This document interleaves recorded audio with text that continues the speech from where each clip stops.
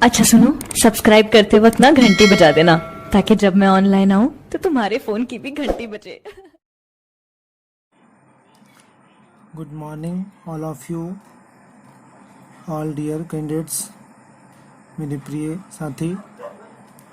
आज मैं आपको one liner question, VVI question, quiz question, biology का वन लेसन का मैं लेकर आ रहा हूँ। इससे मुझे उम्मीद है कि बहुत सारे बच्चे इससे काफ़ी लाभान्वित होंगे। ये टाइप करवाया हुआ सवाल है जो कि कंप्यूटर के द्वारा निकलवाया हुआ है। इसे 2021 में जो छात्र एग्ज़ाम देंगे, आप यहाँ से भी इसका ऑब्जेक्टिव वन लाइनर सवाल आप इसे नोट कर सकते हैं। पहला सवाल आप देख पा रहे होंगे स्क्रीन पे। नाशपाती का वैज्ञानिक नाम क्या है? पायरस कम्युनिसिस। पायरस कम्युनिसिस। नाशपाती तो आप लोग खाते हैं, फल है। प्रकंद द्वारा कायिक प्रवर्धन किसमें होता है? प्रकंद द्वारा कायिक प्रवर्धन अदरक और हल्दी में। कायिक प्रवर्धन तो पता ही होगा आपको, किसी भी पार्ट्स के, किसी पौधे के हिस्से को काट कर पुनः लगाना, जैसे ईख में भी होता है, लेकिन यहाँ दिया प्रकंद। प्रकंद का मतलब होता है ऊपर वाला शिखा हिस्सा। जबकि आपको ईख में लगाते होंगे तो उसका कोई भी यानी पटी अदर पार्ट्स को आप छोटे छोटे टुकड़ों में बांट करके उसे आप हिस्से में साझेदारी करके तो उसे आप बांटते हैं। उसे हम लोग कहते हैं टूटा हुआ भाग, यानी हिस्सा तोड़ कर बनाना। शल्ककंद का उदाहरण कौन सा है? लिखेंगे प्याज। आवर्तबीजी में किस प्रकार भ्रूणपोष पाया जाता है? त्रिगुणित। त्रिगुणित। पारक पिंड किसमें पाया जाता है? मदार में। मदार में। पार्थेनोकापिक फल कौन कौन है? पार्थेनोकापिक, इसका मतलब क्या हुआ? केला, अंगूर और अनानास। ध्यान देंगे, ये पार्थेनोकापिक फल जो होता है, इसमें एक प्रकार का हार्मोन यानी इसको कहते हैं विटामिन्स इस कैटेगरी के आते हैं, इसलिए इसका इस श्रेणी में रखा गया है। स्तन ग्रंथि किस ग्रंथि का रूपांतरण है? श्वेत ग्रंथि का। Sweet gland. हीमोकोरियल अपरा किसमें पाया जाता है? हीमोकोरियल अपरा किसमें पाया जाता है? आंसर लिखिए मनुष्य में। जैसा कि स्क्रीन में दिख रहा है आपको। भ्रूण में आनुवांशिक विकार के अध्ययन के लिए कौन सा परीक्षण इस्तेमाल होता है? एमनियोसोर्सिस। अमरवेश क्या है? पूर्ण तनाव परजीवी है। जलीय पौधा का उदाहरण कौन कौन है? कमल, हाइड्रिला, ट्रापा। उत्परिवर्तन किसके द्वारा प्रेरित करवाया जाता है? गामा विकिरण द्वारा। मानव में रुधिर वर्ग के लिए कितने जीन जिम्मेवार हैं? 3। डीएनए में दो न्यूक्लियोटाइड के बीच की दूरी कितनी होती है? 3.4 एंगस्ट्रम। 3.4 एंगस्ट्रम। नेक्स्ट सवाल। समान कूट कौन कौन है? समापन कूट आ गया है। समापन कूट कौन कौन है? यूएजी। अब ध्यान देंगे यूए क्या होता है।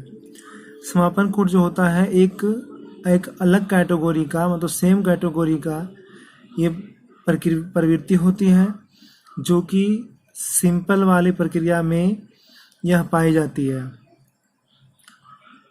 है ना, उसे समापन कूट कहते हैं। डीएनए द्विकुंडली की विशेषता क्या है? डीएनए द्विकुंडली की विशेषता क्या है?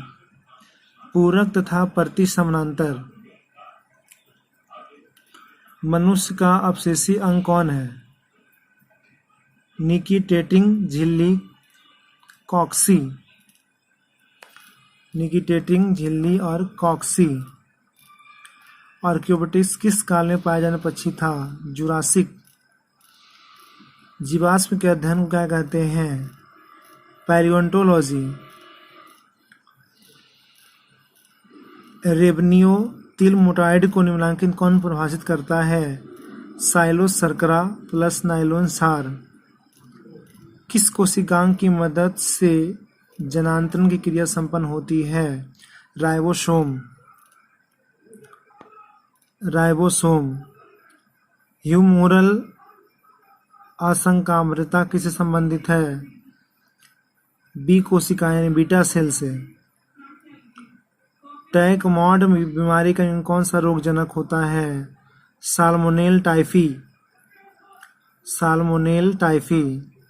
केचुआ, फफूंद, गोबर, बीटल तथा मृदा माइटस आदि में क्या समानता होती है? ओमनीवोरस होता है, ओमनीवोरस। गिर वन किसके लिए विख्यात है? शेर के लिए। गिर वन, ध्यान दीजिएगा, गिर वन इसका सिर्फ नाम है, ना कि ये गिरा हुआ है। इस शेर के यहाँ जो है सबसे विशाल और विशालकाय जानवर के रूप में इन्हें माना जाता है, शेर को। एक परितंत्र में आहार श्रृंखला कितने प्रकार की होती है? दोनों, यानी क्या दोनों? ए ग्रेजिंग और बी टेडिस। निम्नलिखित में कौन सा जंतु विलुप्त हो गया है? ध्यान देंगे, यहाँ डोडो एक प्रकार का जंतु जो है, या पक्षी भी कर सकते हैं, ये क्या है? बिल्कुल विलुप्त हो गया है। विलुप्त हो गया मतलब क्या हुआ? समाप्त हो गया है।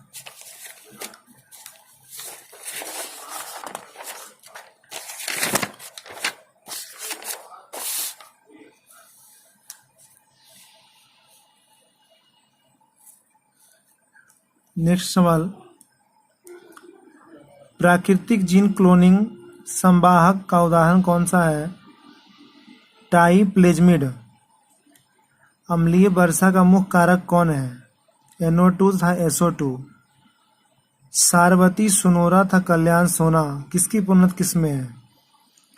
गेहूं की। ध्यान दीजिएगा, जिस प्रकार धान में हम लोग बहुत सारी किस्म का यानी हाइब्रिड की किस्मों के बीजों का उन्नत करते हैं, प्रजनन करते हैं, सेम उसी प्रकार में गेहूं की सारवती, सोनोरा और कल्याण सोना जो होता है, गेहूं की सबसे उपजाऊ किस्म है। दूध किस जीवाणु द्वारा दही में रूपांतरित होता है? लैक्टोबैसिलस द्वारा। कायिक भ्रूणोद्भव किसके द्वारा किया जा सकता है? दोनों, ऊतक संवर्धन तथा जीव द्रव संवर्धन। RNAi तरीके से किसे नियंत्रित किया जाता है? बॉल कृमि को। जीवन काल क्या है? ध्यान दीजिएगा, जीवन काल टाइम पीरियड या एज लिमिट लिख सकते हो। जीवों में जन्म से लेकर मृत्यु तक की काल को यानी अवधि को जीवन काल कहते हैं। जन्म यानी क्या? बचपन है ना। मृत्यु तक जो काल होता है उसे जीवन काल कहते हैं। योस्ट में यानी ईस्ट में प्रजनन की विधि को बताइए। ध्यान दीजिएगा, यह एक कोशिकीय प्राणी है। ईस्ट में अलैंगिक प्रजनन मुकुलन विधि द्वारा होता है। प्रजनन जो होता है मुकुलन विधि द्वारा होता है, क्योंकि जिस प्रकार से एक कोशिकीय जंतु होते हैं अमीबा, इग्लिना, ईस्ट, पैरामीशियम, कलेमाइडोमोनास, उसी प्रकार से एक ईस्ट भी आता है, इसमें मुकुलन विधि द्वारा ही होता है। यानी कि मुकुलन क्या होता है कि मुकुलन में प्रजनन की प्रक्रिया अपने आकार वाले भागों को तोड़कर वह आगे बढ़ता है और धीरे धीरे उसे क्या करता है? वो कवर करने का प्रयास करता है। हाइड्रा में अलैंगिक प्रजनन किस संरचना द्वारा होता है? कलिका द्वारा। आंतरिक निषेचन क्या है? जब नर तथा मादा युग्मक का संलयन शरीर के भीतर होता है तो इस क्रिया को हम लोग आंतरिक निषेचन कहते हैं। सजीव प्रजक को परिभाषित करें। जीव जो नवजात शिशु को जन्म देते हैं, ध्यान दीजिएगा, जो नवजात शिशु को जन्म देते हैं एवं अन्य क्रिया जैसे प्रजनन क्षमता एवं अन्य संपन्न समूह क्रियाओं को संप्रदान करते हैं, सजीव प्रजक कहलाते हैं। पराग कोष में कितने कोष्ठ होते हैं? पराग कोष जो हमारे फूलों के भागों में पाया जाता है 4। वैसे पुष्प क्या कहलाते हैं? जिसमें मादा एवं नर अंग अलग अलग समय में परिपक्व होते हैं। डाइकोगैमस। जंतुओं द्वारा होने वाले पर परागण को क्या कहते हैं? जूफिली। जंतुओं द्वारा होने वाले पर परागण क्या कहते हैं? जूफिली। ध्यान देंगे, जूफिली का मतलब क्या होता है? जूफिली एक प्रकार का जो होता है, इससे हम लोग जुगाली भी कर सकते हो, क्योंकि वह अपने भोजन का जो पाचन होता है अपने मुंह के प्रक्रिया को बार बार चलाकर, यानी जुगाली करके वो भोजन का पाचन करता है, जिससे उसकी भोजन की पाचन शक्ति क्या होती है? काफ़ी मजबूत होती है। तभी जा कर के वो क्या होता है, अपने एक बार भोजन करने के बाद वो जुगाली करती है, जिससे उजला टाइप का उसे झाग निकलता है, और वही झाग उसके पाचन क्रिया को बस समझाता है, यानी बताता है। उस पर परागण का नाम बताइए जो पौधे द्वारा होता है। गैल्कोफिली। गैल्कोफिली।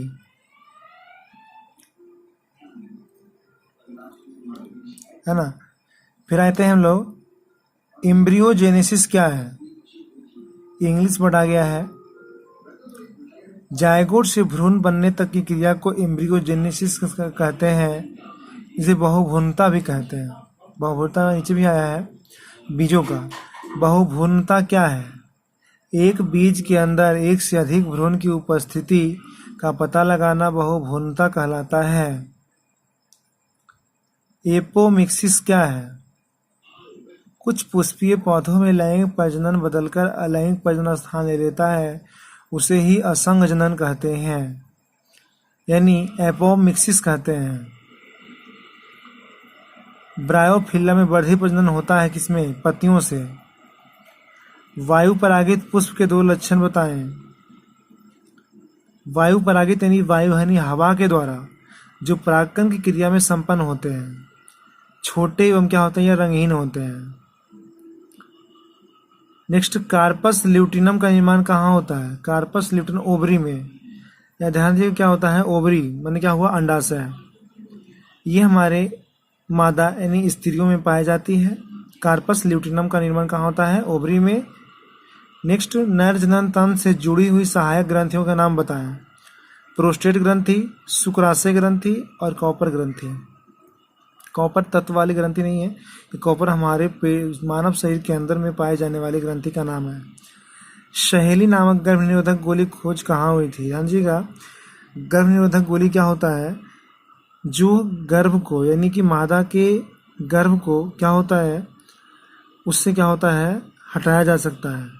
तो सहेली नामक गर्भनिरोधक गोली जो खोज हुई थी वो लखनऊ केंद्रीय ड्रग रिसर्च इंस्टीट्यूट में हुआ था, जो कि यूपी में स्थित है। साधारणतः मासिक चक्र कितने दिनों का होता है? 28 दिनों का। भ्रूण के 3 जनन स्तरों का नाम बताइए। एक्टोडर्म, मीजोडर्म और इंडोडर्म। ध्यान दीजिए, सवाल पूछे जा चुके हैं।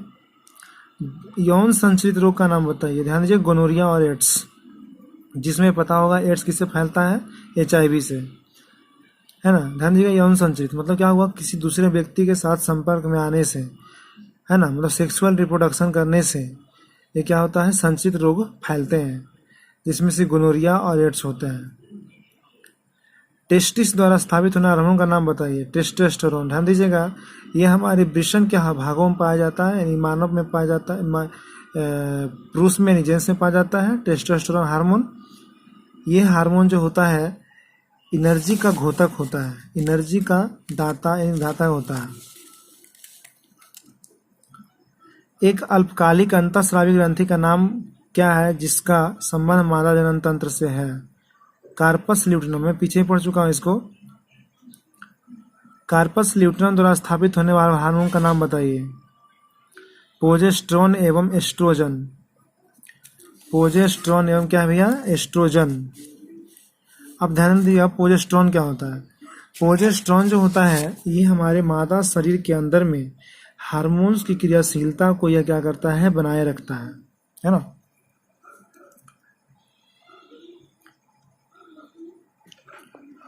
मैं अगला क्वेश्चन लेके आता हूँ। केला को पार्थेनोकार्पी का एक अच्छा उदाहरण क्यों माना जाता है? केला फल बिना निषेचन के विकसित होता है। केला जो होता है, केला फल बिना निषेचन के विकसित होता है, इसमें बीज नहीं होता है। विज्ञान की वह शाखा कहलाती है जिसमें माता पिता, है ना, तथा संतान के समान आसमान गुणों का अध्ययन करते हैं। जेनेटिक्स या आनुवंशिकी, ध्यान दीजिएगा, जेनेटिक्स या आनुवंशिकी इंग्लिश वर्ड या हिंदी वर्ड दोनों लिखा हुआ है। इसमें आप एक ही चीज पाएंगे कि दोनों गुणों का जो संचरण है वह जेनेटिक्स और आनुवंशिकी का माता का लक्षण पुत्री में और पिता का लक्षण पुत्र में, यही आनुवंशिकी की पहचान होती है। यानी हर ये तय होता है कि अगर XX हो गया है तो वो होने वाली बच्ची क्या होती है, लड़की होती है, और यदि XY हो गया तो क्या होता है, पुरुष होता है। पीढ़ी दर पीढ़ी संचारित होने वाले गुणों को क्या कहते हैं, आनुवंशिक गुण। दो उपजातियों को क्रॉस कर नए संकर पौधों को प्राप्त करना क्या कहलाता है, संकरण। किसी परिवार की अनेक पीढ़ियों के लक्षणों को विश्लेषण क्या कहलाता है, वंशावली विश्लेषण। माफ कीजिएगा, इसमें थोड़ा सा नंबरिंग गलत है, थोड़ा सा ध्यान से इसे आप लोग नोट करेंगे। मेंडल द्वारा किए गए खोज का पुष्टिकरण करने वाले वैज्ञानिक कौन थे, Hugo de Vries, Carl Correns, Erich von Tschermak, इनका पूरा नाम है ये। मेंडल द्वारा किए गए खोज है ना। तो मेंडल ने, सबसे पहले मैं पूछना चाहूंगा कि किस पौधे का चयन किया था, मटर के पौधे का, है ना। एलील क्या है, जीवों में स्थित जीन के वैकल्पिक प्रकार को एलील कहते हैं। प्रभावी गुण किसे कहते हैं, संकरण के बाद यानी कि हिब्रिडाइजेशन प्रक्रिया के बाद पहली पीढ़ी में विपरीत गुणों के जोड़ों में दिखाई पड़ने वाले गुण को प्रभावी गुण कहते हैं। जैसे कि हमने कोई पौधा लगाया, उस पौधे का संचरण किस प्रकार से करना है, वही प्रक्रिया को दर्शाने वाले गुणों क्या कहते हैं हम लोग, प्रभावी गुण कहते हैं। फिनोटाइप शब्द का क्या तात्पर्य है, किसी भी लक्षण का बाहरी रूप से दिखाई पड़ना, जैसे लंबा या बौना या मोटा या पतला, ये फिनोटाइप शब्दों का एक प्रमुख लक्षण है। होमोजाइगस शब्द का क्या अर्थ होता है, कोशिका की द्विगुणित अवस्था जिसमें दोनों एलील एक समान रूप से पाई जाती है। होमोजाइगस शब्द का अर्थ होता है दोनों एलील, मतलब क्या हुआ, हमारे शरीर में पाए जाने वाले हार्मोन्स की प्रक्रिया। जीनोटाइप किसे कहते हैं, जीवों के जीनी संरचना को जीनोटाइप कहते हैं।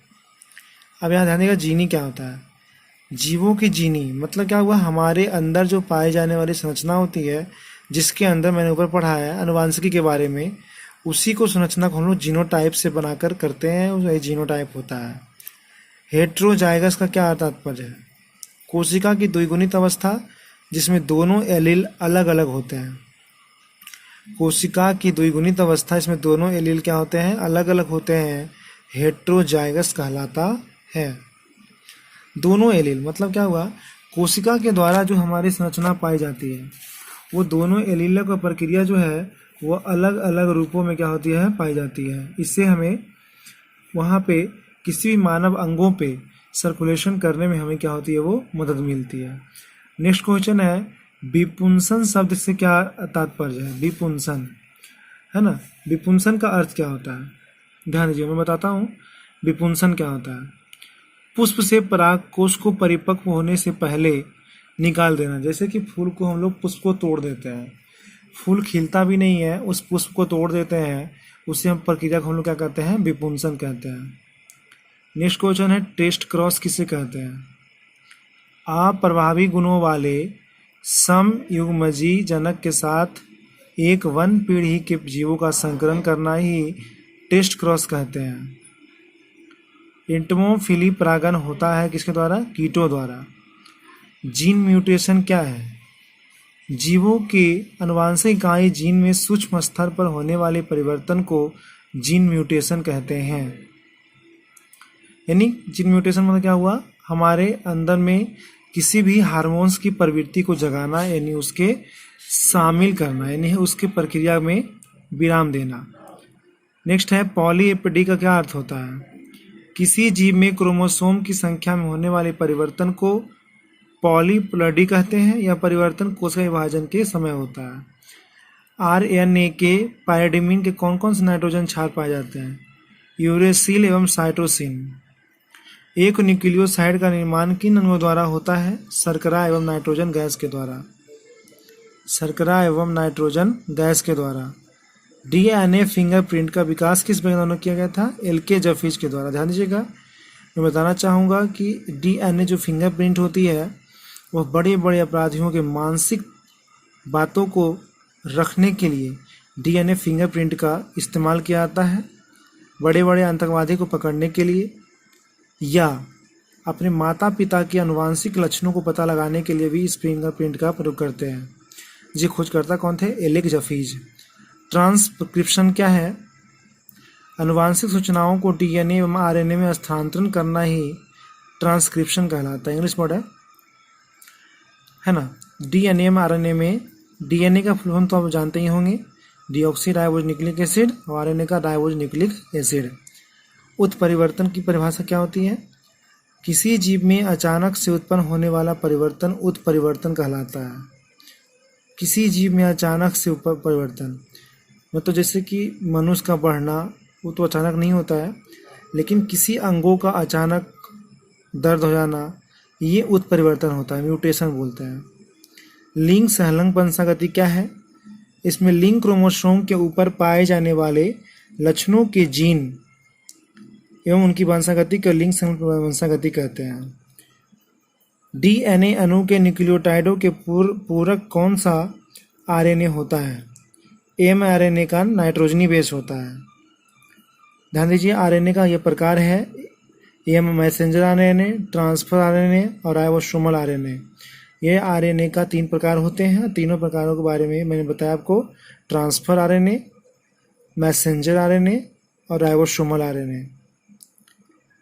थोड़ा सा नंबरिंग में गलती हुई है, ठीक है। आप लोग इसे, मैं आपसे उम्मीद करता हूँ कि आप इसे अपने नोटबुक में, अपनी नोट कॉपी में ज़रूर इसे नोट करेंगे, ठीक है। ये मुश्किल से मेरे ख्याल से 50-60 से क्वेश्चन से कम नहीं हुआ होगा, और इसे आप याद करेंगे। यहाँ से कम आपको मैं ज़्यादा तो नहीं बोल सकता, 5 से 6 मार्क्स 7 मार्क्स आराम से आप उठा सकते हैं। इसीलिए सभी कैंडिडेट्स, फर्स्ट ईयर वाले, सेकेंड ईयर वाले और 10th क्लास वाले, 9th वाले, सभी बच्चों के लिए काफ़ी ज़्यादा उपयोगी है ये, है ना। कोई भी चैप्टर बायोलॉजी खास करके आपको किसी का क्लास का बेस का नहीं होता है। तो मैं सभी कैंडिडेट से आग्रह करता हूँ कि सभी बच्चे इसे ज़रूर नोट करेंगे। और ये कैसा लगा हमारा वीडियो, इसे आप लोग लाइक, सब्सक्राइब, शेयर ज़रूर करेंगे और दूसरों को भी शेयर करेंगे, ताकि आपको, और अपने जो सब्सक्राइब करेंगे, है ना। तब तक के लिए बहुत बहुत धन्यवाद। आपका दिन शुभ हो। अच्छा सुनो, सब्सक्राइब करते वक्त ना घंटी बजा देना, ताकि जब मैं ऑनलाइन आऊँ तो तुम्हारे फोन की भी घंटी बजे।